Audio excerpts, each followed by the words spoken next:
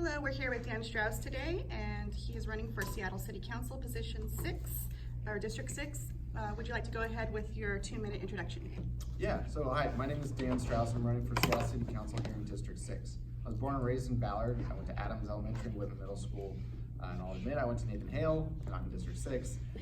My entire time that I've lived in Seattle, I've lived within District 6, and that was before it was a district. I've been a longtime member of the 36th District Democrats and a PCO in multiple precincts. You can see from the primary results that I walked my turf. It turned out very well for me. You know, we've seen so much change in our community, and one of the reasons that I stood up to run is because I love my community and I want to guide our growth to be sustainable, equitable, and affordable so that it can work for everyone, whether you've lived here for 1 year or for 40. I've dedicated my life to public service. I didn't go to college right after high school. I joined AmeriCorps, and I served in AmeriCorps after college as well. While I was in college, I served at a local soup kitchen every day of the week for the 4 years. I also organized trips to respond to Hurricane Katrina after that natural disaster when the rest of the country was not meeting our neighbors. I have a decade of policy experience, including working with advocacy organizations, writing an advocacy manual to teach everyday people how to influence their legislators. And that advocacy manual was written for the Alliance for Gun Responsibility at a time that gun responsibility was not a popular topic. The city needs to address homelessness and housing crisis with affordable housing and permanent supportive housing, providing 4 walls and a door that individuals can lock that's connected to the services that they need. I am transportation and transit wonk. I want to see transit-only lanes throughout the city. I was hit by a driver while riding my bike at age 18, and I see a very high need for protected bike lanes throughout the city. And I want to bring a district office to the district so that you don't have to go downtown to have your voice heard, and so that you can receive services in your community. I've been serving my community my entire life, and I look forward to serving you. Thank you. Now we'll go around the room, and if you want to go ahead and flip that sheet over, we follow along with us. We're on Jason. Okay. If elected, what policy will you support to address the need for affordable housing and homelessness services?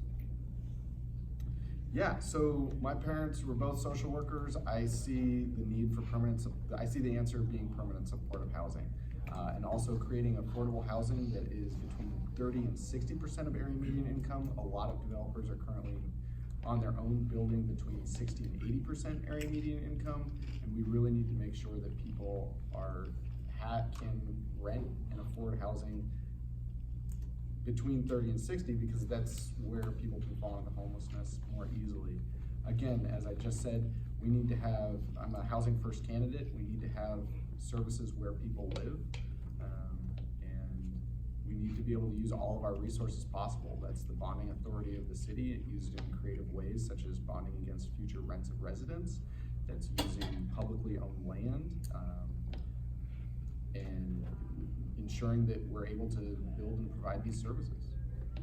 Great, thank you. Alice? Oh yeah, me. What tools currently available to the city of Seattle would you use to raise more progressive revenue to fund city services? And corollary, do you agree to continue to support the already passed city income tax?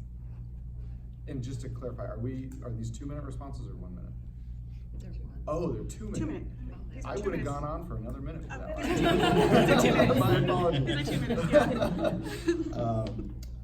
So what tools are currently available? And let me just get to the point. Yes, I support and will continue to support the already passed income tax. We need to flip the tax code at the state level. Having worked in the state government before, I've got relationships and friends there, and we'll work to use those relationships and friends to change the way our state tax code is operating.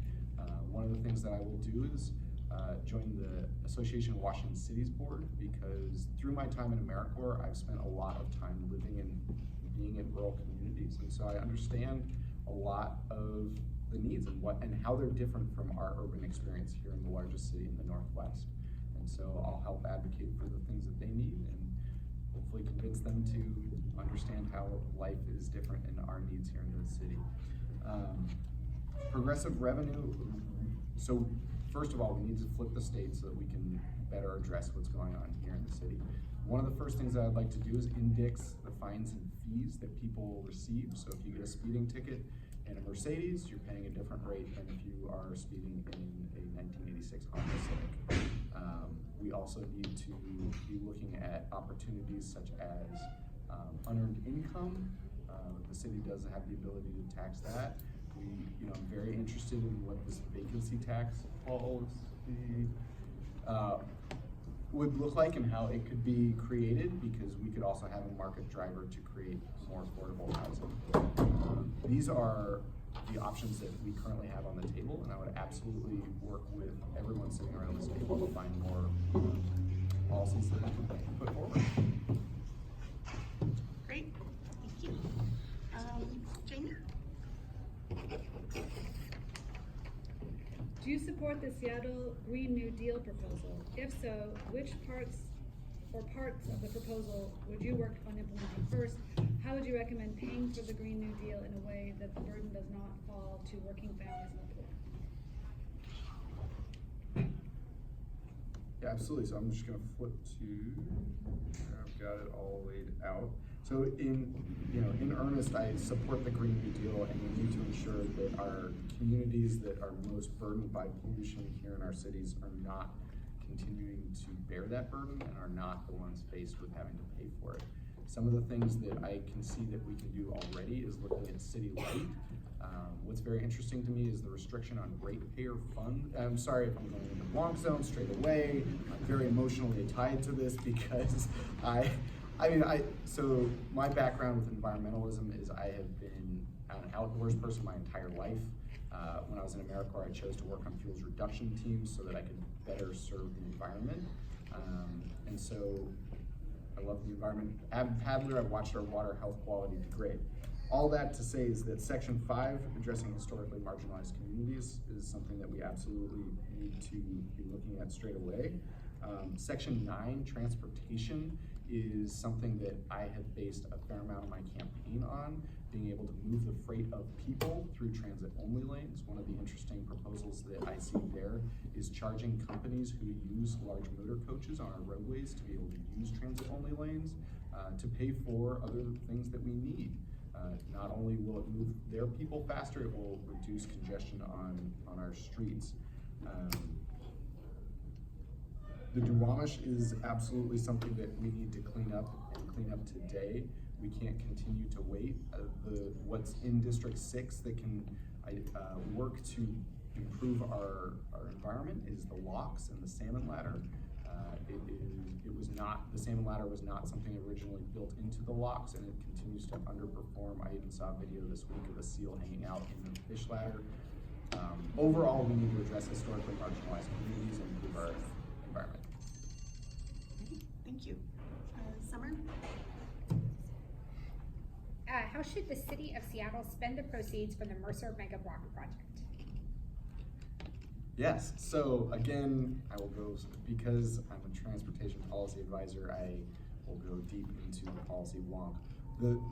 What really motivates me with this sale of land, I would prefer it to be a lease, so that the city does not just sell off the land.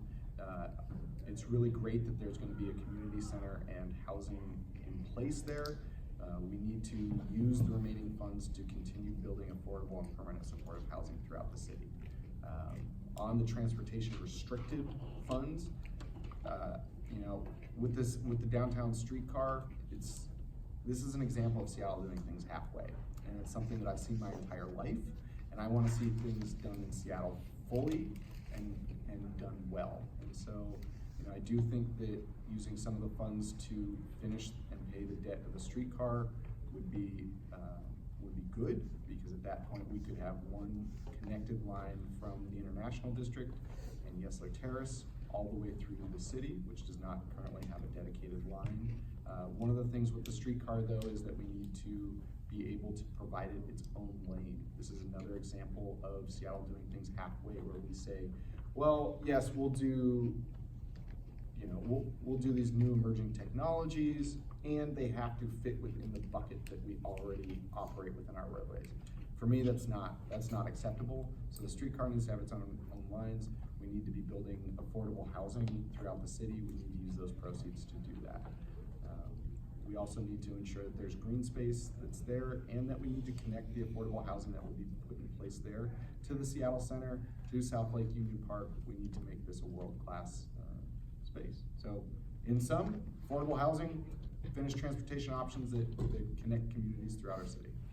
All right, thank you. Now we'll open the questions up to everyone. I will start with Summer, then I saw Elizabeth, Jeff, Peyton, Matt. Robert.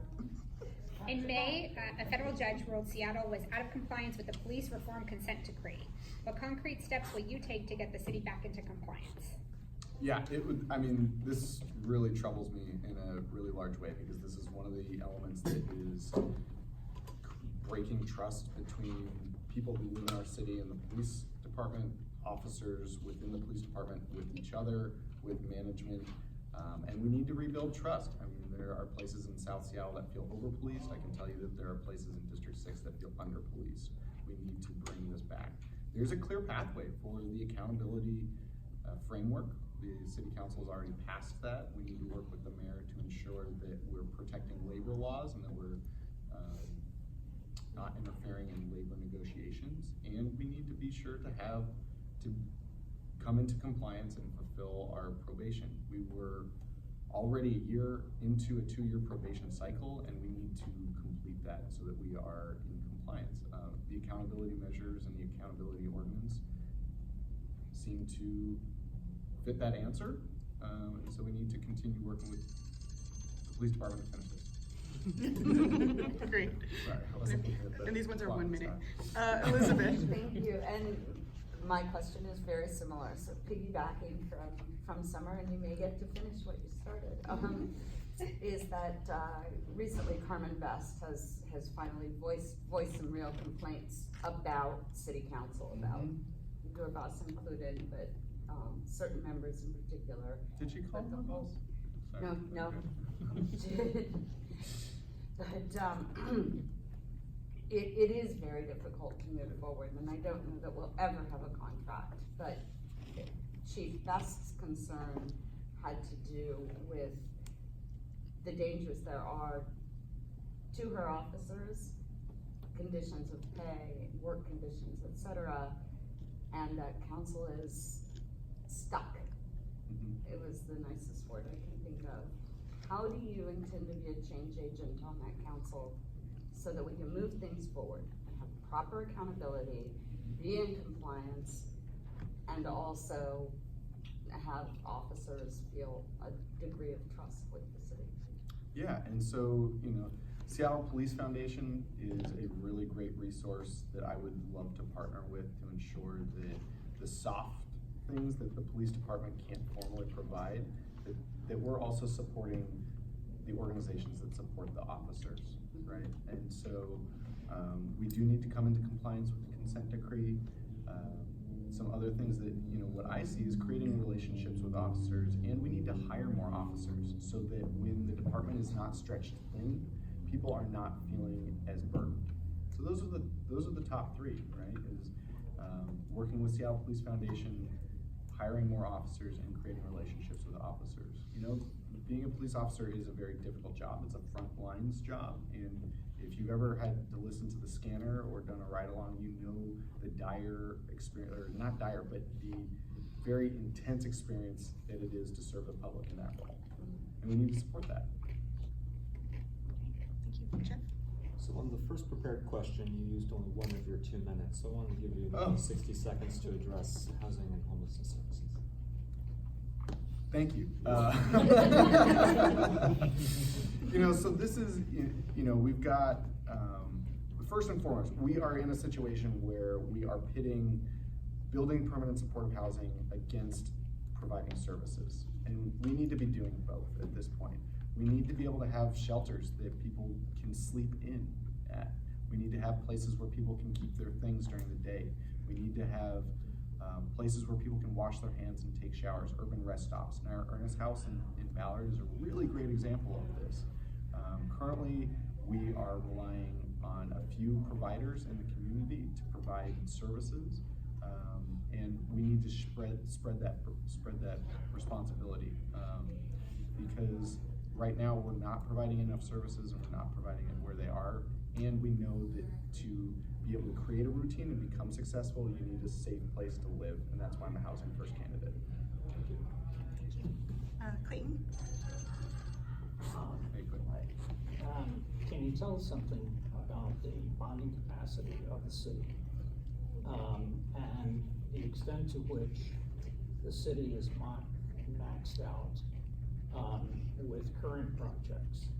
And thirdly, a strategy, a financial strategy for attacking whatever the differences between the bonding capacity and the ability of the city to raise money and whatever bonds it might float to do the things that you've talked about. Mm-hmm. And so for me, using the Seattle Housing Authority and the King County Housing Authority to use its bonding capacity to build the permanent supportive and deeply affordable housing that we need is something that we absolutely need to do. When we have a regressive tax system throughout the state, this can oftentimes be another regressive tax. And that's why I would want to investigate the ability for us to bond against future rents. Much like Bellwether Housing uses social impact funding to build their housing, I would like to see how we can do this to build public and permanent supportive housing. The problem then becomes is debt servicing on these bonds, and we would need to find whether it's philanthropy, or businesses within the community, or other tax streams and revenue for us to be able to service these bonds. We need to make sure that it passes TIF. Sorry to get so wonky here. I guess it was a wonky question. And we need to use this bonding capacity in creative ways so it's not regressive. Good. Thank you. Matt? So you talked about your experience growing up with two parents who are social workers. With homelessness, there are a lot of people, really great people, working hard on the front lines of the homelessness crisis. However, between low pay and secondary trauma, there's a retention issue. How would you keep people doing those jobs that we need them to do? Or what do you think the city's role is in helping people stay in those roles, really making an impact in people's lives? We need to pay them well. We need to pay them well so that they can live here in the city. We need to make sure that they have the leave, family medical leave, paternity leave, vacation hours, access to affordable childcare to keep them whole. I mean, I sat at my parents' dinner table and I watched them work through the trauma that they had worked through that day. And they brought it home to the dinner table and they had to process with each other. And to be completely honest, that the neighborhood, Ballard as a neighborhood, is now inaccessible for the family that I grew up in. So the playfields at Adams, at Soundview, at Whitman, where I played soccer, are actually out of reach for the family that I grew up in. And so this is why we need to have the affordable housing that's based upon your rent, or your income, so it's rent income restricted.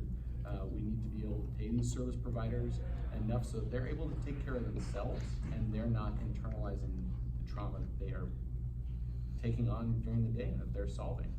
If we're not taking care of the people who are taking care of us, we're gonna be really lost. Thank you. Robert? So speaking of Ballard, light rail slated to get there around 2035. One, any chance we can accelerate that? And two, what will you do as city council to advocate on how we get from Future Bay to Ballard, given that there's a wide ranging discussion about how we cross that? Yes. So I have been staffing the Sound Transit 3 conversations at the city council for the last 2 years. And so what this allows me to do is have a historical knowledge beyond the majority of the people who have been sitting at that table. So if Sound Transit comes and uses some of the conversations that they have tried to use before to pay for less or provide less, I will be there as a watchdog and accountable to be able to make sure that we're getting the service that Seattle deserves. When we're looking at a tunnel, I am pro-tunnel because I think that will increase our ability to extend the network throughout. We can look at, again, federal funds, port, state, county, And the city will be able to in-kind right-of-way, create permitting, waive permitting fees. There's a lot of really, cost savings in other places. I have based my campaign around transit-only lanes so that we can have fast and reliable transit service before light rail gets here. I have much more to say on that.